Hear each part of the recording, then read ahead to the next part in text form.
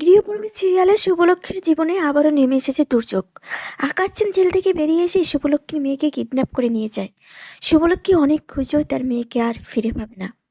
একটা সময় দেখা যাবে শুভলক্ষ্মীর মেয়ে অনেক বড় হয়ে যাবে। একদিন শুভলক্ষ্মী পুজো দিতে যাবে, সেখানেই একটা বাইকের মেয়ে এসে শুভলক্ষ্মীকে ধাক্কা দেবে। সেই মেয়েটি আর কেউ হবে না, সেটি হবে শুভলক্ষ্মীর মেয়ে। আমরা সেটাই দেখতে পাবো।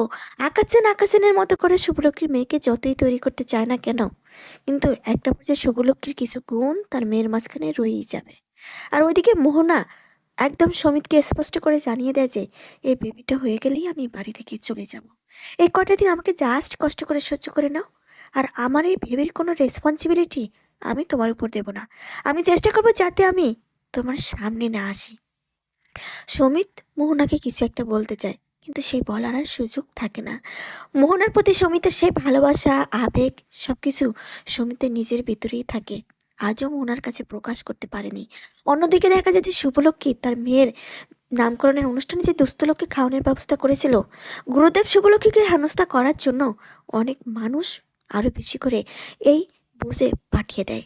শুভলক্ষ্মী বলে দেয় সবাইকে যে 5 মিনিটের মধ্যেই খাবার চলে আসছে। নতুন করে খিচুড়ি রান্না করে শুভলক্ষ্মী কি সামলাতে পারবে এই মানুষকে?